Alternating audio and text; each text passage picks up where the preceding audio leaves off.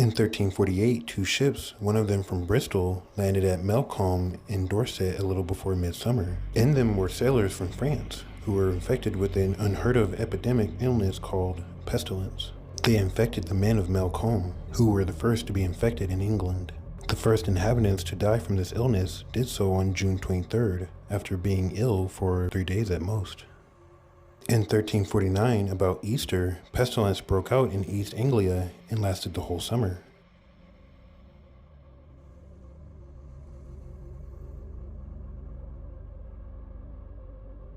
(1348).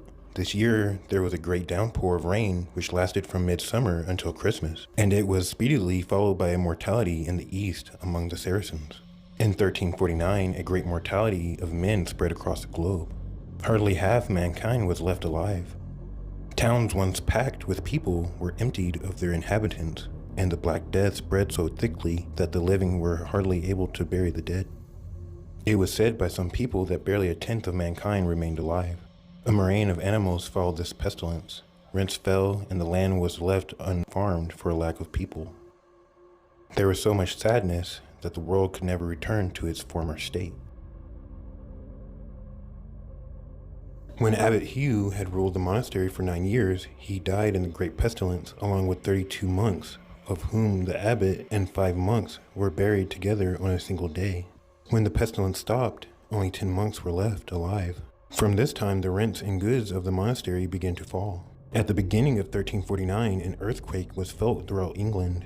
Our monks were in church and were singing the words, "He has put down the strong," when they were thrown from their seats and sent sprawling to the ground. The earthquake was quickly followed in this part of the country by the pestilence. In 1349, there happened the great and worldwide pestilence. It was said that it had first broken out among the Saracens. The pestilence was so strong in England that there were hardly enough people left alive to bury the dead, or enough burial grounds to hold them. Men and women dropped dead while walking in the streets, and in countless houses and villages, not one person was left alive. However, God's blessing made sure that, in most places, the priests stayed alive until the end of the pestilence, so they could bury the dead. But after the funerals, the priests died in great numbers.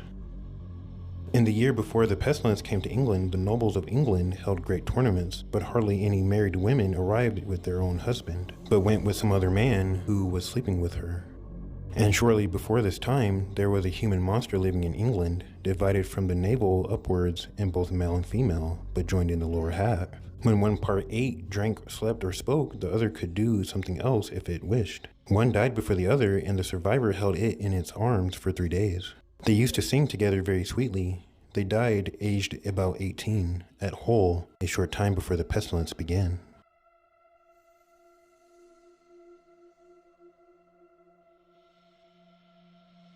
A great mortality of men began in India. It raged through the whole of Egypt and Syria, and also through Greece, Italy, and France, and came to England, where it destroyed more than a third of the men, women, and children. Alas, this mortality killed so many that no one could be found to carry the bodies of the dead to burial, but men and women carried the bodies of their own little ones to church on their shoulders and threw them into mass graves, from which came such a stink that it was barely possible for anyone to go past a churchyard. Such a shortage of workers followed that churchmen, knights, and other great men were forced to thresh their own corn, plow their own land, and make their own bread.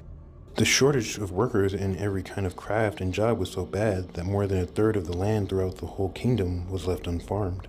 Laborers and skilled workers became so rebellious that neither king nor law could make them obey. And almost the whole people turned to evil ways and stooped to more than their usual bad behavior. The harshness of the time began to make men bitter. No workman or laborer would take orders from anyone, but all those who served did so with ill will and an angry spirit. In 1349, an unexpected and worldwide pestilence from the eastern lands of the Indians and Turks infected the center of the world and killed the Saracens, Turks, Syrians, and finally the Greeks with great butchery. The destruction spread to the countries beyond the Alps, from there in stages to France and Germany and to England. First, it almost stripped a Dorset seaport of its inhabitants, and then it ravaged Devon and Somerset up to Bristol. Hardly a tenth of the people survived. When churchyards proved inadequate, fields were set aside to bury the dead. Cases in the law courts came to a stop. A few noblemen died, Countless poor people and priests and monks left this life. This disaster mainly overwhelmed the young and the strong. The old and the weak, it usually left alone. Hardly anyone dared to have anything to do with the sick. People who one day had been full of happiness, on the next were found dead. Some were tormented by boils which broke out suddenly in various parts of the body, and were so hard and dry that when they were lanced, hardly any liquid came out. Many of these people lived by lancing the boils or by long suffering. Other victims had little black pustulas scattered all over their body. Of these, very few got better. The pestilence raged for more than a year in England and completely emptied many villages of human beings.